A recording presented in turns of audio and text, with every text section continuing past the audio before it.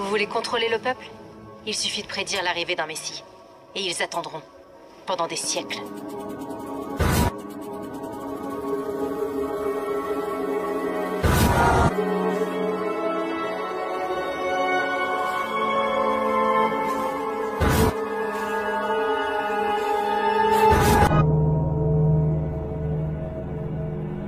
Ces historiens, ces contre-historiens, ces historiens qui contredisent l'histoire officielle sont essentiels, absolument essentiels. Si on laisse l'histoire écrite par les vainqueurs, on va se faire berner avec des histoires pour enfants.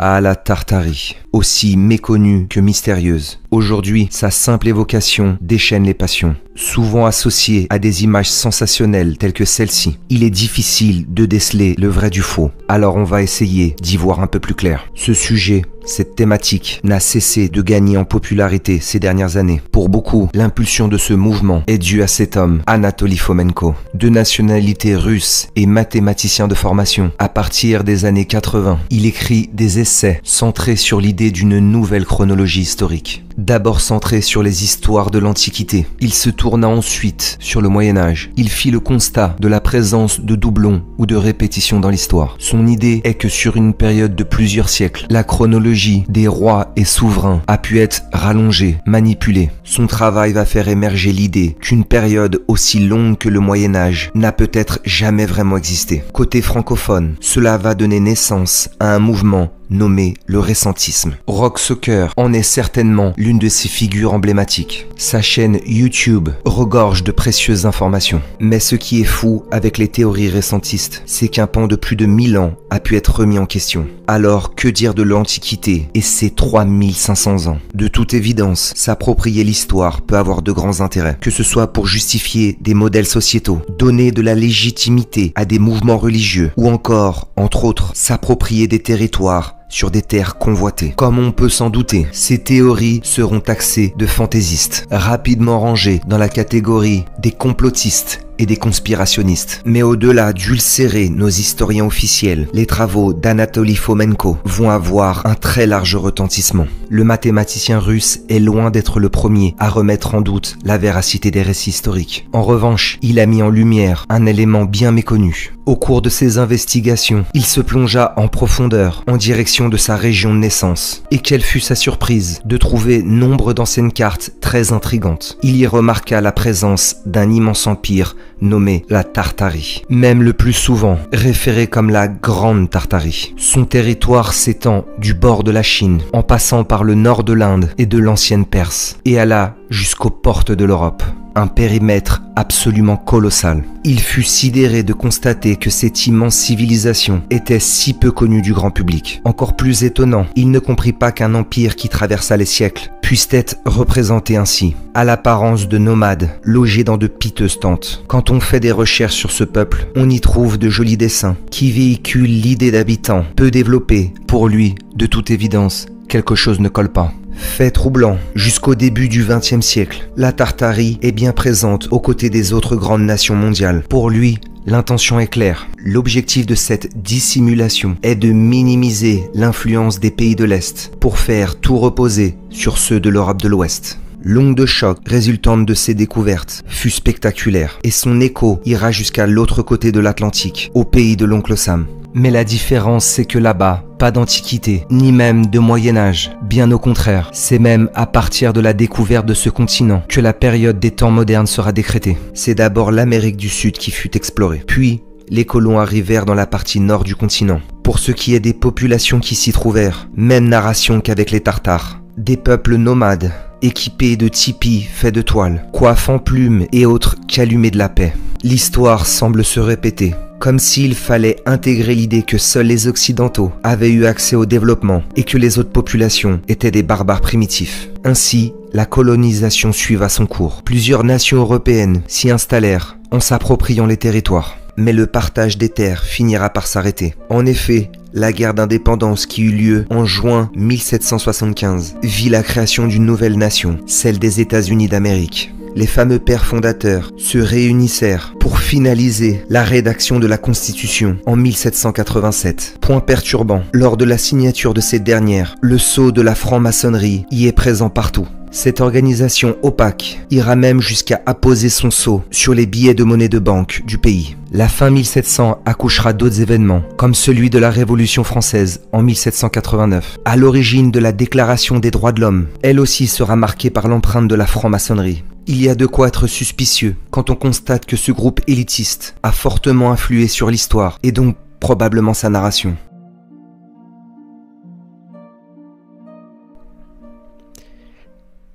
Et nous voilà à notre ère actuelle, l'époque contemporaine. Elle sera celle de tous les bouleversements, au niveau de la qualité de vie, mais surtout concernant le développement matériel. Nous venons de brièvement traverser près de 5 millénaires d'histoire, depuis l'Antiquité et ses moins 3000, jusqu'à la fin du 19e siècle. Pour ce qui est de l'avancée technologique, quelle évolution est observable? Comme l'illustre si bien ce montage, elle est tellement négligeable. Mais concernant notre ère actuelle, l'époque contemporaine, il s'y passera un véritable saut de géant, juste phénoménal. Mais n'allons pas trop vite. D'abord, un retour au début 1800. En France, c'est à ce moment que Napoléon Bonaparte accède au pouvoir. Son règne amènera son lot d'évolution sociétale et territoriale.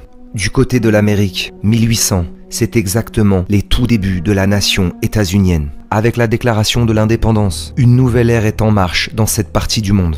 Comme on l'a vu précédemment, Anatoly Fomenko et ses découvertes eurent un fort impact au niveau mondial. Il en a résulté la création d'un groupe de chercheurs. Ces chercheurs de vérité, d'un genre nouveau, sont bien décidés à faire la lumière sur la véracité de leur propre chronologie. Les États-Unis savent désormais que, côté européen, l'Antiquité et le Moyen-Âge ont probablement été déformés, falsifiés. Mais pour eux, la recherche historique leur demandera de revenir seulement 2 siècles en arrière.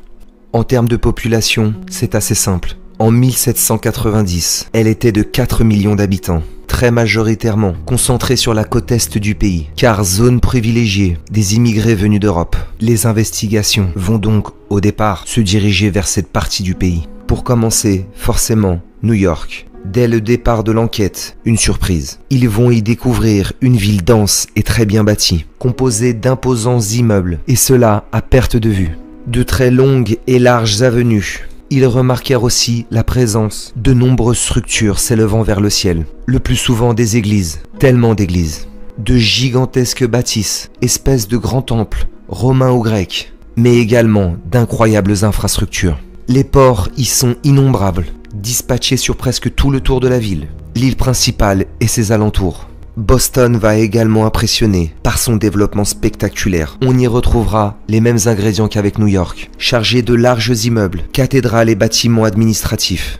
Par sa beauté et ses infrastructures, Boston non plus n'a rien à envier aux plus belles mégalopoles européennes. Mais ce qui va progressivement dérouter les chercheurs, ce sont les représentations de l'époque. Au premier plan, roulottes, chevaux tractant des charrettes, et à l'arrière, ces imposantes structures fabriquées en marbre, granit et autres matériaux nobles. Cependant, aussi surprenant que cela puisse paraître, les 2 agglomérations que nous venons de voir sont censées avoir environ 2 siècles de développement. Elles font partie des toutes premières de ce nouveau pays. Plusieurs États européens s'y sont installés au cours des années, et donc y trouver des centres urbains bâtis de cette façon peut être éventuellement explicable. Mais la suite va être intéressante. Dans les années qui suivent, il y aura ce qu'on appellera la conquête de l'Ouest. Elle est caractérisée par un déplacement des populations vers les endroits les moins explorés. Mais au niveau de la recherche historique, cette période sera explorée d'une toute nouvelle façon. Fini les dessins enfantins, plus besoin de dépendre de quelques dessinateurs. Dans les années 1830-1840, la révolution de l'appareil photo est en marche. Une toute nouvelle façon de voir l'histoire sera possible. Et pas de doute, les photos vont être parlantes. Grâce à l'émergence de la photographie, les immigrés colons seront capturés de façon fidèle. Pour ce qui est du logement, ils paraissent se satisfaire de maisons de fortune, composées de bûches mal assemblées, ou d'espèces de briques faites en terre. Le tout est recouvert de toitures en chaume ou en paille. Au niveau des moyens de transport, roulottes avec galettes en guise de roues et canassons. Quels efforts ont dû être requis pour traverser de très longues distances, sans route et à dos de cheval. Nous allons nous arrêter sur ce groupe de migrants en particulier. Il s'agit des Mormons, immortalisés en 1847. Mais où se dirigent-ils comme ça? Ils se rendent à Salt Lake City, dans l'Utah. Pour ce faire, il leur a fallu traverser des milliers de kilomètres quasi inexplorés. La fondation de la ville aura lieu au mois de juillet de cette même année. Cette ville sera la toute première à éveiller l'intérêt et la suspicion des chercheurs de vérité. Alors, que dit son histoire? Les pionniers mormons, comme on les appellera plus tard, pénètrent dans une vallée semi-aride et commencèrent immédiatement à construire un vaste réseau d'irrigation. Rapidement, ils développèrent un réseau de rues basé sur un plan en quadrillage pour ces aventurieux pionniers, alors qu'ils s'installent tout juste, et cela au pied de montagnes inhospitalières. On nous dit qu'ils ont tout de même la présence d'esprit de planifier et d'entreprendre un réseau routier complexe. Impressionnant, non? Mais il y a encore mieux. Leur chef désigna le site du fameux temple de Salt Lake City. Un temple? Alors que ces personnes partent de zéro, à quoi peut-il ressembler? Eh bien, le voilà, juste spectaculaire. Édifice atypique, entouré de 6 tours intégrées, entièrement fait en granit, et cela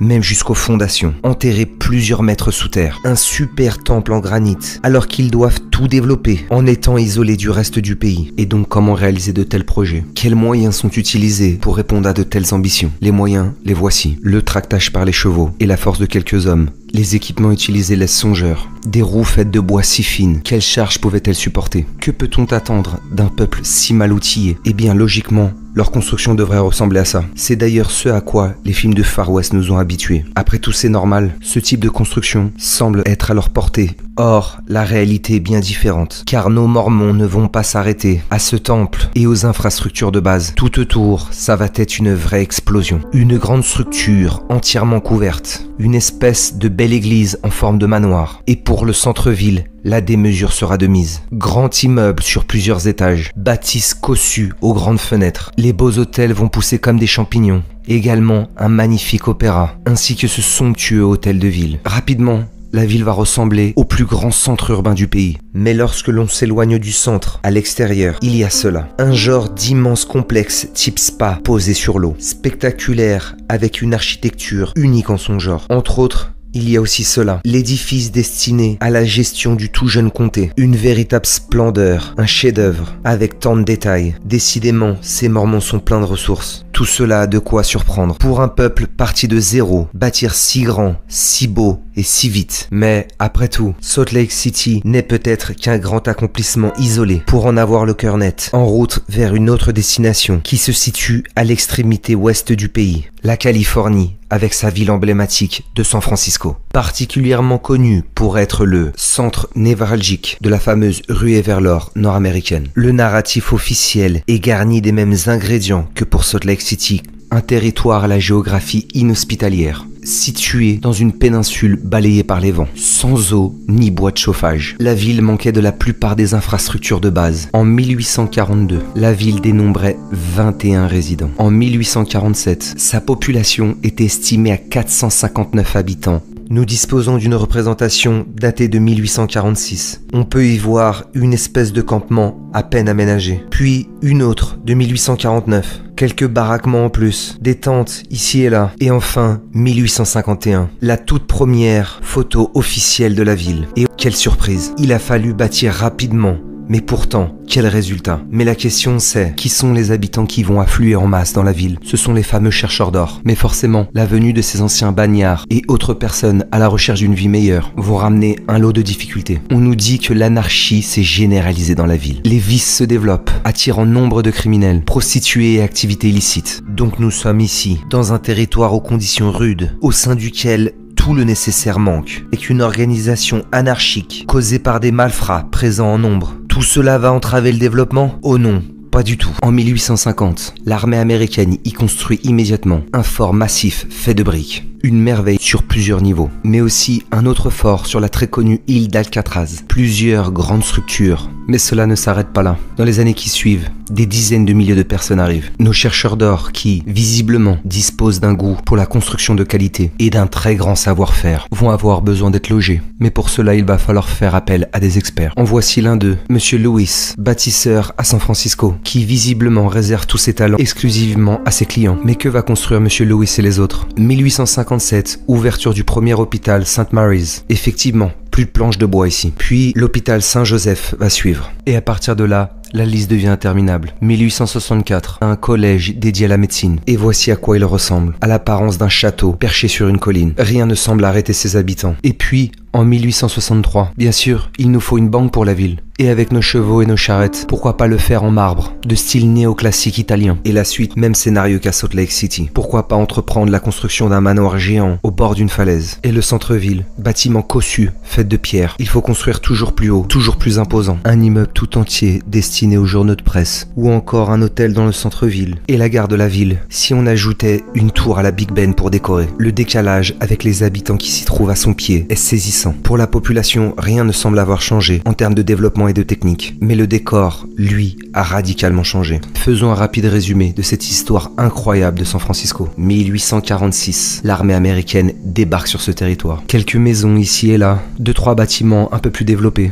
un bout de plage à peine aménagé en guise de port. Puis, 3 ou 4 ans plus tard, la ville a connu un développement spectaculaire. Et enfin, 1878, moins de 30 ans après son inauguration. Voilà à quoi ressemble la ville. C'est à peine croyable. Les églises ont fleuri aux 4 coins de la ville. Des immenses boulevards ont été créés pour faire passer leurs charrettes. Larges immeubles et autres bâtiments administratifs. Mais cette fois, plus besoin de dessin. En cette même année de 1878, une vue panoramique de la ville sera effectuée. Les chercheurs de vérité américains vont se délecter de ce genre de documents. Et alors, que conclure? On y trouve nos quelques chevaux et planches de bois. Les rues sont vides. Pour justifier cette absence de personnes, on a affirmé que la photo était prise le matin. Mais quand même, pour une ville qui a eu besoin de construire si vite, si densément, ça reste tout de même étonnant. Et qu'il y a-t-il d'autre à voir? Maisons aux constructions soignées, à l'apparence de manoirs, proches du port. En quelques décennies, les structures colossales sont innombrables. Et nombreuses églises de la ville, elles ont une apparence médiévale de l'Europe de l'Ouest. Quand on regarde certaines d'entre elles, elles semblent être vieilles de 400 ans. Comment est-il possible de construire dans le même pâté de maisons 3 immenses églises? D'où viennent les matériaux? Combien de temps faut-il pour développer les usines? Pour tout planifier, tout organiser, faire les fondations, bâtir? Alors oui, passer de cela au milieu du 19e siècle à cela en une trentaine d'années pose nombre de questions. Alors oui, l'analyse des cas de Salt Lake City et de San Francisco vont définitivement casser le peu de confiance qu'avaient les chercheurs de vérité. Le récit de ces villes sont emblématiques des nombreuses incohérences, du décalage entre les habitants, leurs moyens techniques et toutes ces spectaculaires réalisations. Après cela, la suspicion sera de mise, parce qu'ils se sont sentis floués, eux qui avaient grandi dans le mythe des cow-boys et des saloons. On leur avait martelé une idée de leurs ancêtres comme ces immigrés à la recherche du rêve américain, qui ont forgé le pays à la force de leur travail. Mais de toute évidence, quelque chose ne colle pas. Comme justification, on leur rétorqua que le pays était divisé en plusieurs classes sociales, les planches de bois pour les uns et de superbes projets aux moyens illimités pour les autres, réalisés par les meilleurs architectes et les ouvriers les plus qualifiés. Mais cet argument est peu convaincant, car tous ces super accomplissements ne seront pas le fruit de seulement quelques hommes fortunés, issus du secteur privé. Non, pas du tout. Pour exemple, plusieurs photos. Voici la librairie publique de Boston, un hôpital psychiatrique en Californie, une université, une autre librairie à New York City, ici une prison. Mais quelle idée de bâtir comme ça. Le service postal, bien évidemment géré par l'État, le bâtiment fédéral de Chicago. Tout ceci est tout bonnement extraordinaire. Parce que oui, c'est loin d'être fini. La folie des grandeurs va gagner l'ensemble des centres urbains du pays. Et ça, a commencé par la fameuse San Francisco.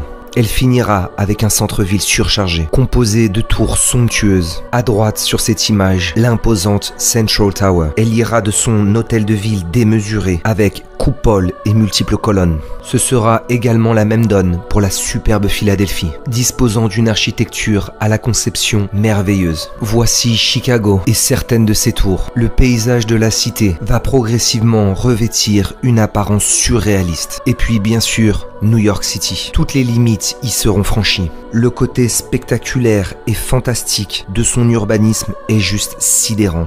Les États-Unis seront les seuls au monde à bâtir les fameux gratte-ciel. On y dénombre tellement de prouesses, à chaque fois de véritables exploits. Le chemin parcouru en quelques décennies a quelque chose qui semble tenir davantage du miracle. Parce que, dans le futur de l'humanité, même en considérant l'essor de toutes les technologies et des méthodes de construction, eh bien, malgré tout cela, rien n'arrivera à la cheville de ces merveilles.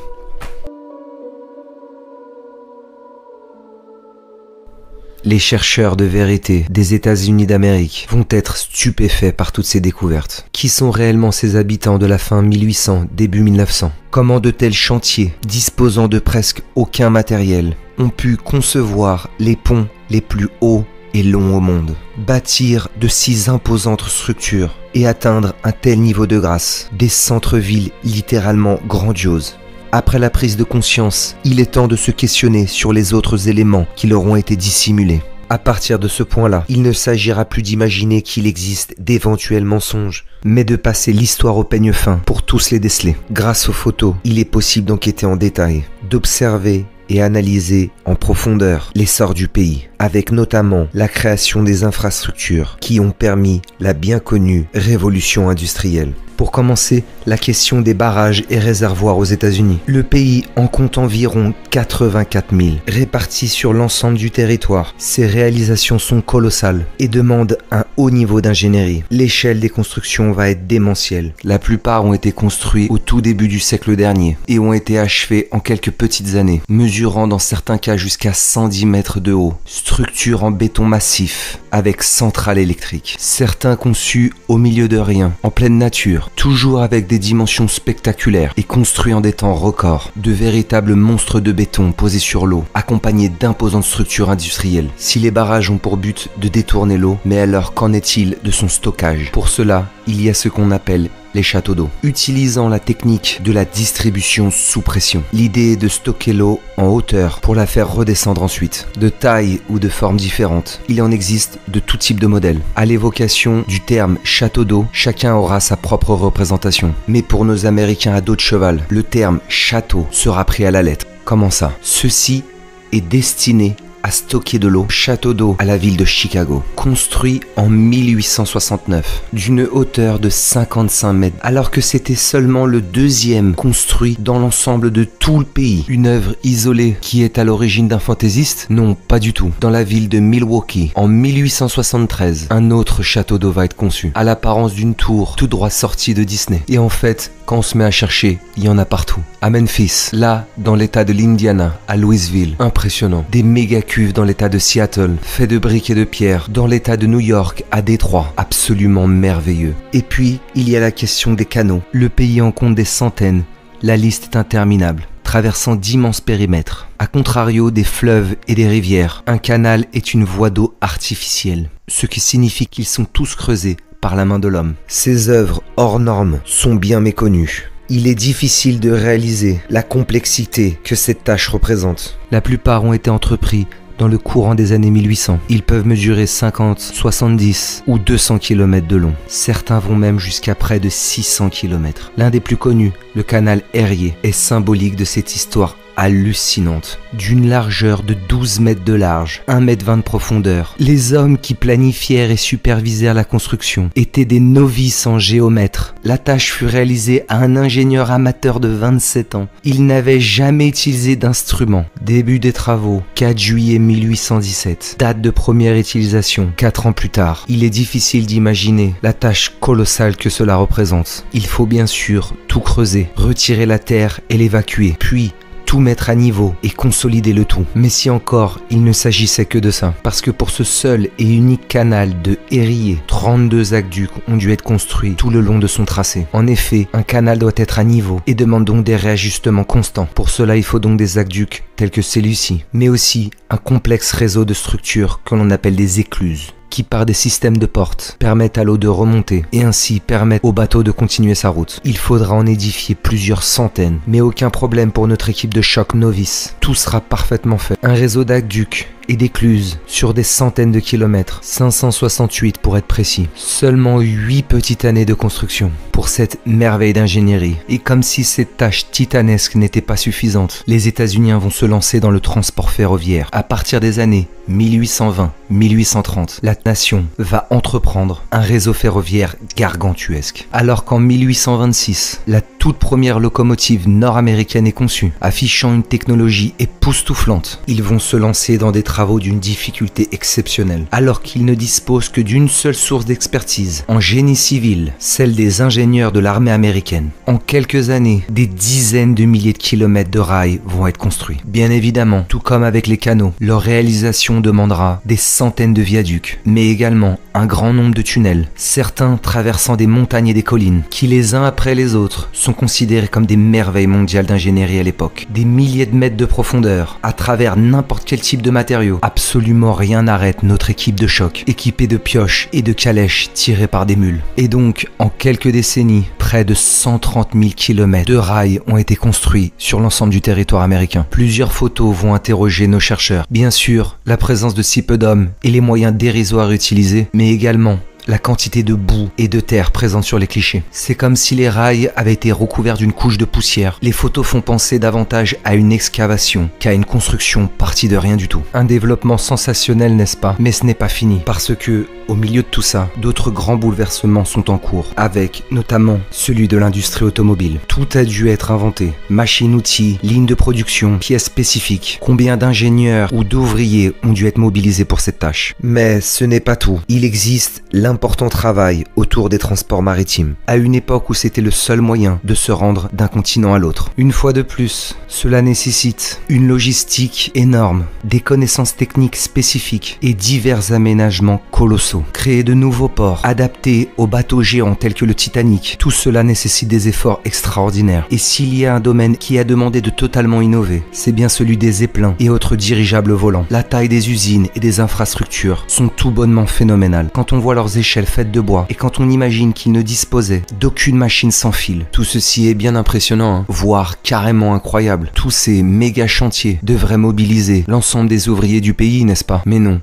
Il y a la cerise sur le gâteau. Les États-Unis vont décider de se lancer dans la course aux expositions universelles. Leur histoire vont choquer nos chercheurs de vérité. Sur la chaîne, une vidéo de plus de 50 minutes fait le tour de cette thématique ahurissante, au sein de laquelle une partie entière est dédiée aux expositions qui se sont déroulées au nord du continent américain. L'immense majorité des citoyens de ce pays n'en avaient même jamais entendu parler. En faisant un rapide résumé, durant cette fameuse période de 1850, début 1900, la plupart des grandes villes du pays vont dépasser toutes les limites de l'imaginable, alors que le développement de l'électricité en est encore à ses balbutiements. Presque l'intégralité de ces méga événements vont être totalement équipés d'imposants systèmes électriques complexes. Mais où est-ce que tout ça va s'arrêter? L'accumulation de tous ces éléments en devient ridicule. Tout ça dépasse l'entendement. Une fois les informations mises bout à bout, la fameuse période dite de la révolution industrielle devrait plutôt s'appeler le miracle industriel.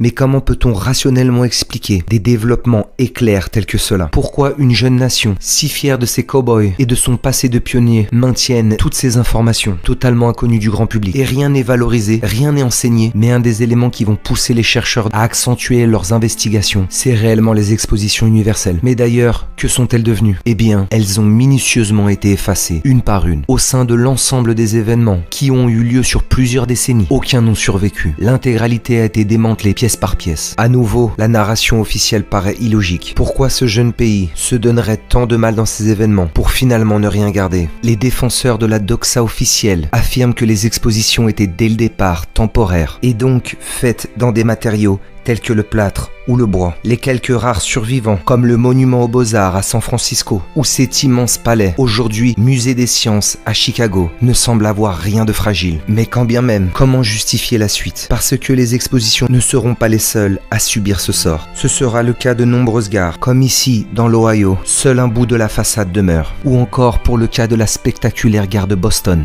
remplacée par une espèce de cube. La gare de New York, la plus grande du monde à l'époque, avec toutes ses colonnes rasées pour faire place au Madison Square Garden. Sur internet et les réseaux sociaux, des groupes se sont spécialisés dans le répertoriage et l'analyse de ces destructions à la chaîne. La question c'est, pour les églises alors, elles aussi étaient temporaires? En voici une à Washington, parmi tant d'autres. Eh bien elle sera effacée en 1924 pour être remplacée par cela. Une autre magnifique église, cette fois à New York. Mais qui aurait l'idée d'enlever cet accomplissement, surtout dans un jeune pays? Pour ce qui est des hôtels privés faits en plâtre, pour exemple celui-là, situé à New York City, véritable chef-d'œuvre, il sera entièrement démantelé en 1921. Et les palais de justice, eux aussi devaient être temporaires. Voici le monstre qui a été construit à Denver dans le Colorado. Eh bien aujourd'hui, il n'est plus. Il y a aussi cette étonnante bâtisse qui servait de bureau de poste à New York. Comment justifier qu'en 1929, la décision a été prise de tout détruire? Concernant l'hôtel de ville à la taille démentielle bâti à Chicago, il a été décidé de le remplacer par ça. Années 20, années 30, tout a été démoli. Aujourd'hui, les gens se délecteraient de ces beautés architecturales. Imaginez 130 ans en arrière, être capable de reproduire les plus grands accomplissements d'Europe et de les percher en haut de tours. Mais non, visiblement il y avait une urgence à tout remplacer par des structures modernes. Mais le cas le plus criant, c'est peut-être celui de ce gratte-ciel, perché dans le ciel de New York, véritable symbole géant des destructions de masse, culminant à plus de 190 mètres de haut, construit à partir de 1897, le Singer Building, nommé ainsi du fait de la forme de sa tour principale. Eh bien, 1967, démontée étage par étage. À ce jour, elle est la plus haute tour jamais démolie de façon intentionnelle. Et à la place, eh bien cela, cette tour sans âme, quelque chose qui a été fait sans aucun signe distinctif, pas la moindre touche de style, en métal et en béton. C'est donc à ça que ressemble le progrès. Quelle tristesse. Mais ils ne se sont pas contentés de démanteler que des tours, non. Voici Atlantic City, dans le New Jersey. Au début du siècle dernier, la ville était l'un des lieux de vacances les plus prisés de la côte Est. Hôtel raffiné au style néoclassique, gigastructure, composée de plusieurs milliers de chambres, avec tous ces jolis pontons qui s'étendaient sur des dizaines de mètres. Eh bien, voici ce qu'il demeure aujourd'hui. Ce n'est pas quelques édifices qui ont été effacés. Cette fois, notre ville est complètement méconnaissable. Mais non, tout n'a pas été rasé. En 1920, la magnifique tour du New York Times, progressivement recouverte, elle est aujourd'hui l'ombre de ce qu'elle a été. Les États-Unis entreprendront ce qu'ils appelleront des rénovations. La Central Tower, située à San Francisco, la rénovation sera radicale. L'édifice est défiguré. De nos jours, qui pourrait se douter que cette tour sans vie, sans identité, était autrefois l'une des splendeurs du centre-ville. Mais à la vue de cette boucherie qui a eu lieu, de forts soupçons vont émerger sur d'autres événements, car il existe un autre moyen de faire disparaître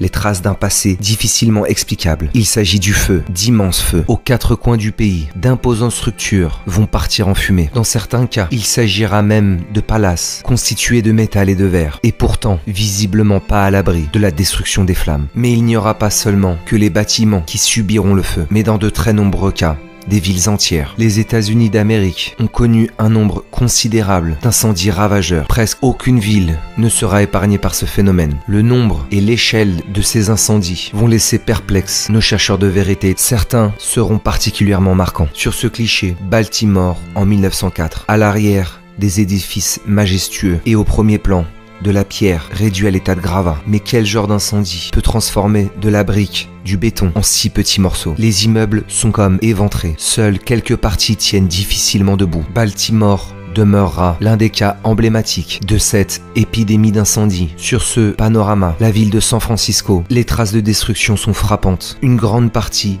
est en piteux état. Le centre-ville est désormais un champ de ruines. En son centre, la Central Tower, que nous avons vue précédemment, et autour, un paysage de dévastation peut transformer de la brique et de la pierre en poussière, mais épargner les arbres bordant les rues. Peut-on imaginer que certains de ces incendies ont pu être criminels, provoqués dans le but de faire place neuve à de nouvelles villes? Mais il existe également un autre moyen de faire table rase du passé, les conflits armés. Car entre 1861 et 1865, le pays va connaître 4 années de guerre civile, évidemment nécessitant la mobilisation des forces vives du pays. Il faudra constituer cargaison militaire avec matériel et commandement. Et que dire de la construction et de l'acheminement des équipements? Les clichés qui nous restent de ce conflit sont impressionnants. À l'arrière, même paysage. Église gothique, temple romain et devant, des ruines. De nombreuses ruines. Il est difficile d'imaginer ce qui peut causer un tel niveau de destruction. Apparemment, ce sont ces canons. Ces boules sont censées rentrer là-dedans. Et pour quel résultat? Des immeubles ravagés. Des constructions qui tiennent à peine debout, pour lesquelles il ne reste qu'une partie de l'ossature. Les chercheurs de vérité vont pointer qu'entre les destructions par le feu et les destructions causées par la guerre, il est très difficile de faire la différence. Débris en petits morceaux, paysages cataclysmiques, tout cela est très étonnant, mais cela nous confirme que les guerres, les bombardements peuvent être un excellent moyen d'effacer ces vestiges de toutes ces villes ô combien spectaculaires.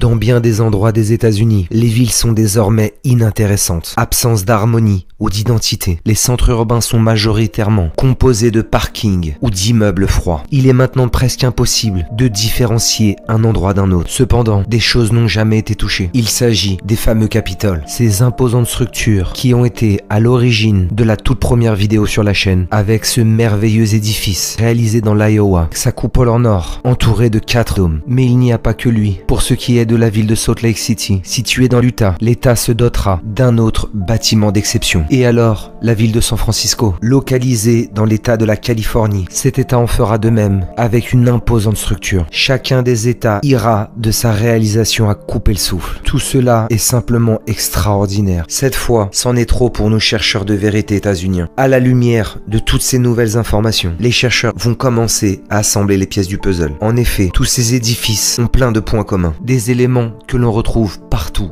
et tout le temps. Tout d'abord, cette espèce de porche à la forme triangulaire, avec en son centre ces fameuses scènes mythologiques. Autre élément, les colonnes. Tellement de colonnes. Une véritable obsession. Elles sont dites corinthiennes, avec cette forme si particulière. Et le tout est coiffé d'un dôme, parfois de taille ou de couleurs différentes. Ils sont tous magnifiquement décorés, avec de somptueux détails. Une partie supérieure, avec une statue à son sommet. Un faisceau d'indices concordants commence à se former. L'étude et l'analyse des Capitoles seront décisifs pour la suite des recherches. Bien sûr, le plus connu d'entre eux est celui de Washington, monument aux 1000 détails. La plupart des Européens pensent qu'il est le seul dans le pays. Or, nous venons de voir que ce n'est absolument pas le cas. Mais à l'inverse, la majorité de nos chercheurs de vérité nord-américains n'ont jamais quitté le continent. Et ces nouvelles pistes de recherche vont finalement les pousser à se rendre au-delà de leurs frontières. Première destination, Paris, le Panthéon de Paris. Et pour eux, ce fut une grande surprise de découvrir une structure tant similaire. Les colonnes, le dôme, le porche en forme triangulaire, la ressemblance est frappante. Mais il s'agit peut-être d'un cas isolé. Oh non, pas du tout. Le faisceau d'indices ne va faire que s'élargir. Et ceci, qu'est-ce que c'est? Un Capitole? Non, voici la cathédrale Saint-Paul de Londres. Construite dans les années 1600, les ressemblances sont frappantes. La coupole est identique à celle de Washington ou de Paris. Mais il y a également l'Italie. La liste serait interminable, mais l'un des plus marquants, ici, la basilique Saint-Pierre au Vatican. Colonne corinthienne, triangle et coupole. À Rome, le fameux Panthéon, construit il y a 2000 ans. Et que dire de l'Allemagne? Malgré toutes les destructions durant la Seconde Guerre mondiale, des structures comme celle-ci, il en existe des centaines. Rien qu'avec les villes de Munich et de Berlin, le nombre d'accomplissements est stupéfiant. Les Espagnols ont bâti de la même façon. Les mêmes éléments encore et encore. Dans la ville de Séville, la Grâce. Du côté de Barcelone, un Capitole? Et non. Simplement le palais national. Mais qu'en est-il de la Belgique? Ce tout petit pays. Église avec des dômes géants. Son passé dispose d'un charme fou. Un centre-ville féerique avec la belle gare centrale, ses nombreux bâtiments administratifs et son monument aux 3 arches et multiples colonnes. Une mention spéciale pour le palais de justice. D'une superficie de 26 000 m². Il est considéré comme la bâtisse la plus large jamais construite, avec sa giga coupole décorée d'or. Sa simple rénovation globale nécessite plusieurs décennies. Tout cela va engendrer une grande surprise pour nos États-Unis. Mais c'est peut-être parce que il s'agit des pays de l'Europe de l'Ouest. Le fait qu'ils aient disposé par le passé de grands empires peut justifier cette démesure. Et donc tout ça va s'arrêter à ces quelques nations? Oh non, absolument pas. Les pays situés à l'Est sont truffés de bâtisses parfaitement semblables. La liste qui va suivre sera loin d'être exhaustive. Pour commencer, voici Vienne, en Autriche. Sur cette photo, la magnifique ville de Budapest. Située en Hongrie, même style, même code. Là, l'un des nombreux bâtiments de la ville de Prague, en République tchèque. Ici, Varsovie, située en Pologne. Pas de photo moderne, car détruit durant la Deuxième Guerre mondiale. Sur ce cliché, la ville de Belgrade, en Serbie. Là, dans la ville de Bucarest, en Roumanie. Et pour la grandiose Saint-Pétersbourg, méga coupole, toute faite d'or. Monument aux infinies colonnes corinthiennes. Bâtiment d'une classe exceptionnelle. Super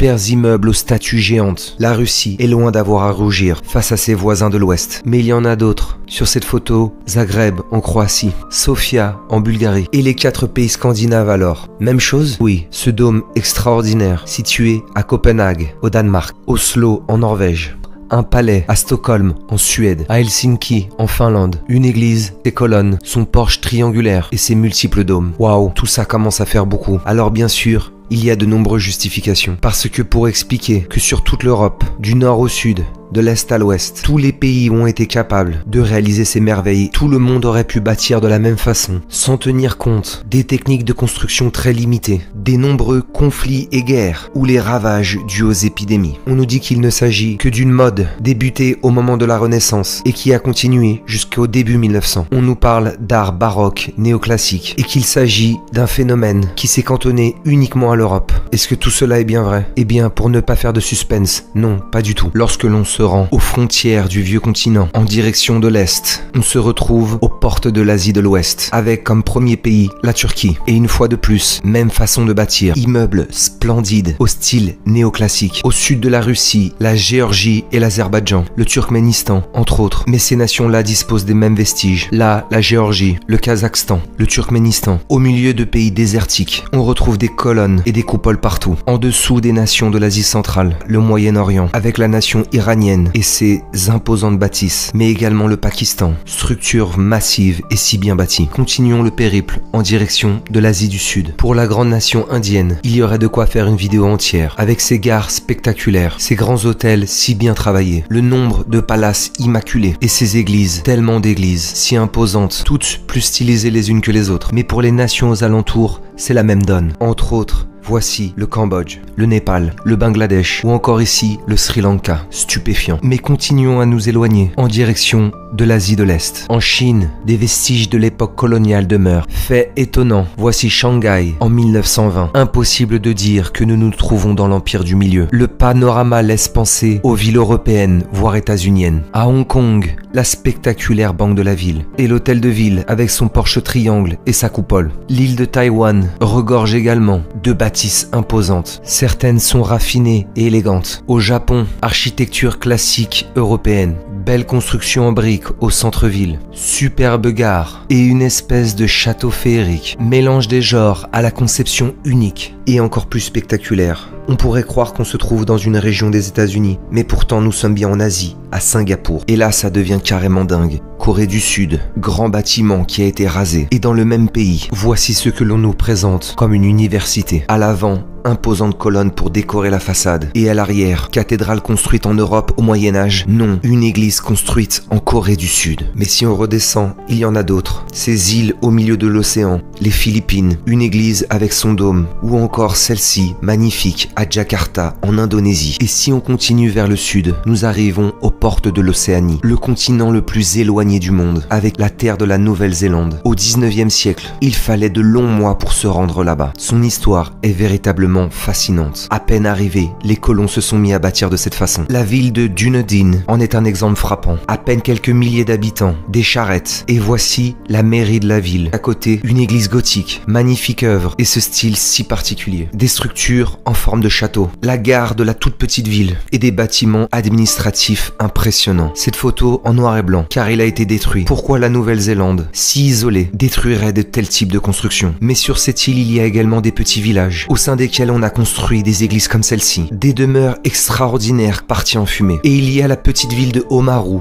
quelques centaines d'habitants, mais pourtant quel faste dans les constructions. Ces superbes églises, perdues au milieu de rien. Visiblement, ce n'était pas un problème pour construire. Et pour l'Australie alors, là on va carrément monter d'un cran. Toutes les villes côtières vont dépasser les limites. Nous allons être obligés de passer vite, mais que dire sur ce pays? Palace à la taille surdimensionnée, mairie extravagante, bâtie sur tout un pâté de maisons, galerie des arts aux multiples coupoles, marché central en marbre et aux infinis détails, ou encore bâtiments administratifs à l'apparence de capitale américain. Mais là où ça devient troublant, c'est les immeubles. De si hauts immeubles. Celui-ci est somptueux. Il paraît avoir été assemblé en différentes parties. Et tous ces ornements sur la partie supérieure. Mais allez savoir pourquoi ce sommet de l'art a été rasé dans les années 70. Eh bien, les milliers de kilomètres à parcourir et l'aspect désertique de ces territoires n'ont visiblement pas entravé nos colons. Mais avant de finir par l'Amérique, un bref passage par le continent africain. Au nord, l'Algérie, avec ses immeubles au style haussmannien. Sa belle église raffinée. Le bureau des postes au centre-ville, avec son entrée soignée et son intérieur tout simplement grandiose. Là, le centre-ville de Tunis ou encore cette belle église à Tripoli en Libye. Au centre du continent africain, une autre réalisation à attribuer aux Français, au Sénégal. Sur ce cliché, une grande demeure au Nigeria. Sur celui-ci, nous sommes dans le pays du Kenya. Et Tout en bas, l'Afrique du Sud. On va y retrouver les mêmes ingrédients qu'avec l'Australie. Palais de justice disproportionné, impressionnante mairie, avec évidemment tous les codes habituels. On bâtit avec des matériaux difficiles à manipuler. Pour l'Afrique du Sud, la même histoire. Ces imposantes bâtisses, qui seraient aujourd'hui visitées dans les plus grandes villes d'Europe, ont bien été effacées au XXe siècle. Être capable de bâtir tout ça, puis tout détruire, dans des pays si reculés, ça a de quoi donner le tournis. Et pour compléter ce tour mondial, maintenant, l'Amérique latine. À son extrême sud, plusieurs pays. Et est-ce que cette partie du monde va se différencier du reste? Non, bien au contraire. Nous sommes en Uruguay et voici son palais présidentiel, bâti en 1902. Dans les différentes villes, c'est toujours pareil. Des immeubles au style et à la hauteur à peine croyables. Dans la République du Chili, exactement les mêmes codes. Colonnes corinthiennes, porches triangulaires et magnifique centre-ville historique. Mais le Chili nous donne un avant-goût du fléau qui vont toucher toutes les villes d'Amérique latine. L'urbanisation moderne et son lot de laideur. Et puis, il y a l'Argentine, avec notamment Buenos Aires, surnommé le Paris d'Amérique latine. Ce surnom est plus que justifié. Grande gare avec tours décoratives, galeries d'art aux coupoles immenses. Tout le centre est encombré d'immenses immeubles, des immeubles à peine croyables. Les détails se comptent par milliers et le haut des structures est ébahissant. Apparemment pour les Argentins, bâtir était facile. Musée néoclassique et opéra cossu au style européen. Sur la place centrale, c'est un véritable spectacle. Le bâtiment qui sert de parlement aurait sa place parmi les plus grands capitoles. Et à l'arrière, les constructions modernes, des cubes assemblés les uns au-dessus des autres. Quand on remonte vers le nord, il y a l'immense territoire de l'ancienne colonie portugaise. La nation brésilienne sera similaire à bien des égards. Sur cette photo, la faculté de droit de la ville de Sao Paulo. Le style de son hôtel de ville, on commence à connaître par cœur. Son théâtre municipal si raffiné et sa grande église gothique. Au premier plan, grande tour, immense coupole. Et à l'arrière, des constructions pas chères, faites à la va-vite. Mais l'exemple le plus frappant est sûrement celui de Rio de Janeiro. Au début 1900,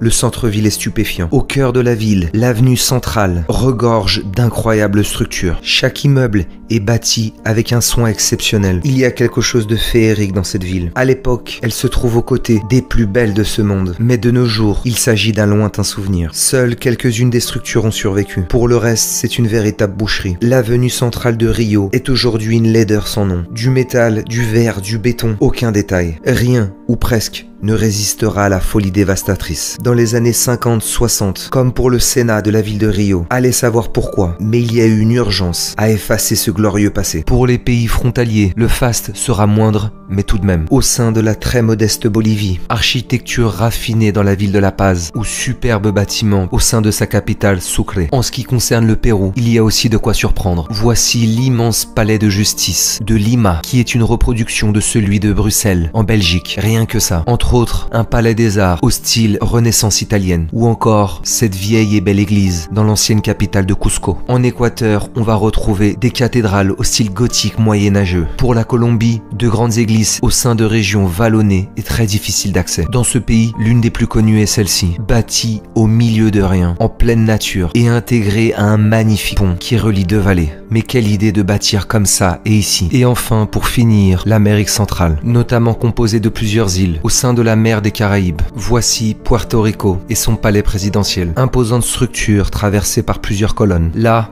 la ville de La Havana, à Cuba, son superbe centre-ville et ses beaux immeubles, et son imposant Capitole, une bâtisse spectaculaire, encore et toujours. Et enfin le Mexique, avec son palais national, gigastructure sur tout un pâté de maisons, ses nombreuses églises pluricentenaires, ainsi que son somptueux palais des Beaux-Arts, construit dans les années 30. Et nous voilà enfin revenus en Amérique du Nord, pour complètement achever ce tour mondial de l'architecture grandiose, le Canada, territoire massif, frontalier des États-Unis.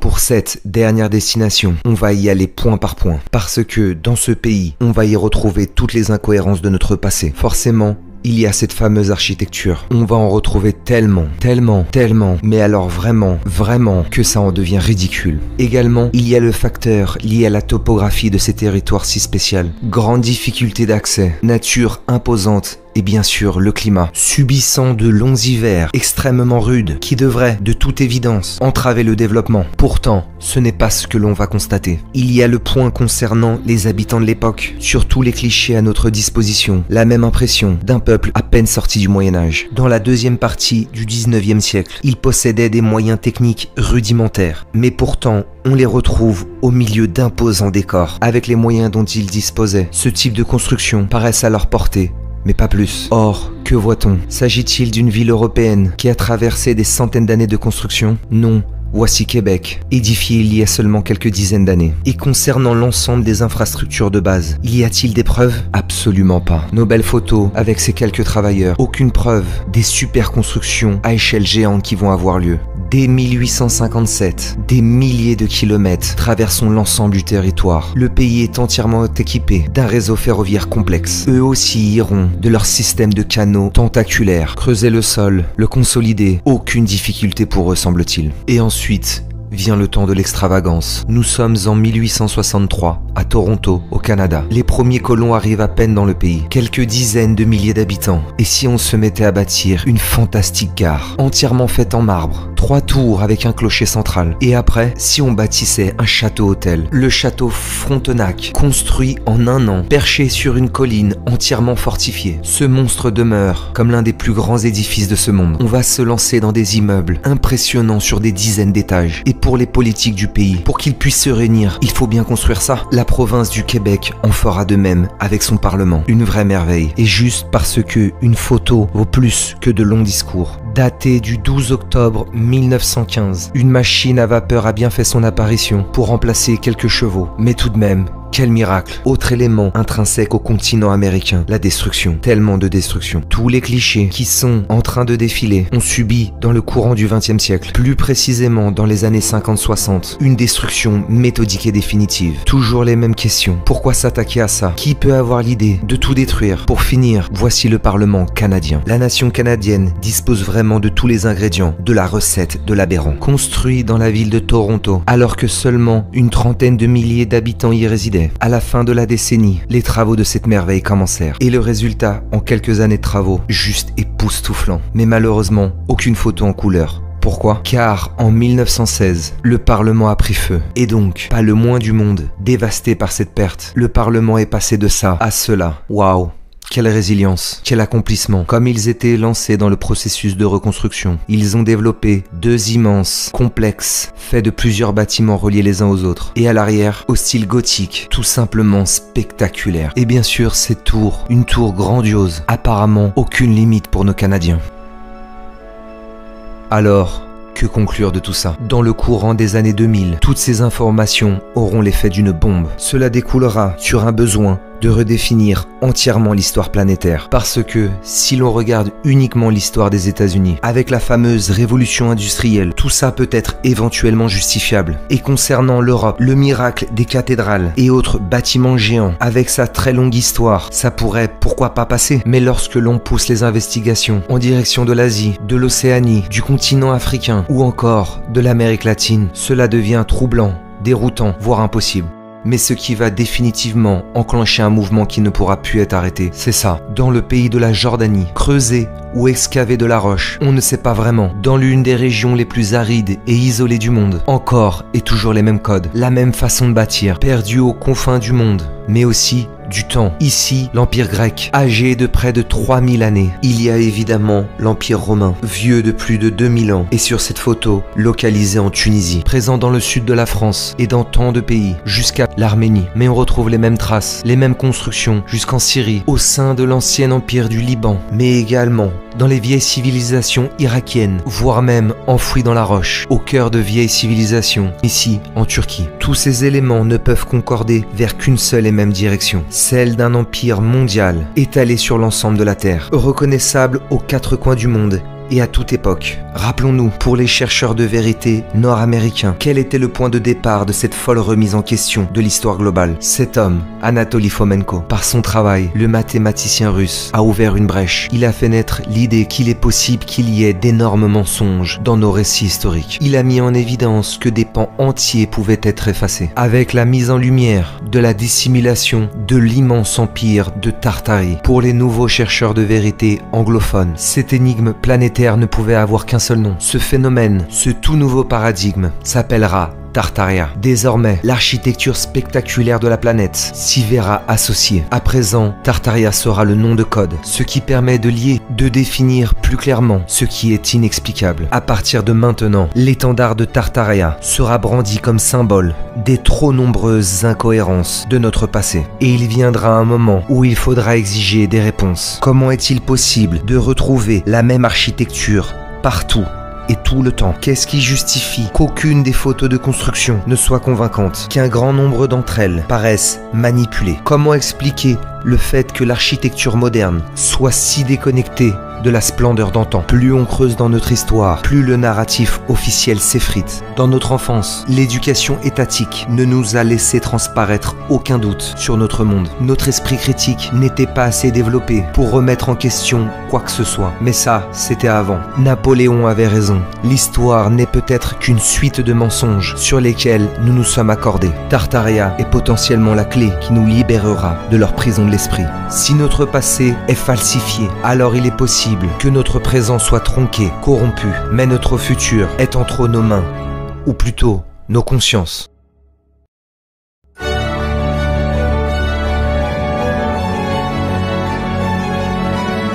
Il est temps de sortir du brouillard. Quand on ouvre les yeux, il est impossible de les refermer. Maintenant, il va falloir savoir pourquoi ils veulent nous cacher notre vraie nature.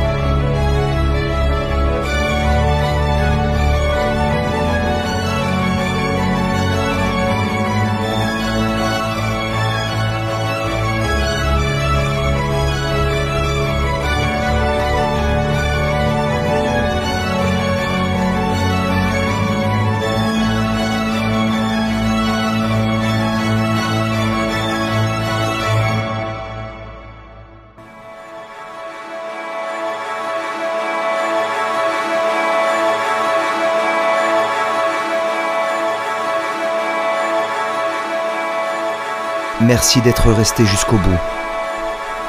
Pensez s'il vous plaît à aimer et partager.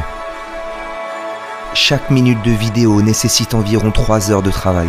Recherche, archives, enregistrement, montage. Alors merci à ceux qui ont déjà aidé. Et merci aux futurs donateurs. Le combat ne fait que commencer. Gardons espoir.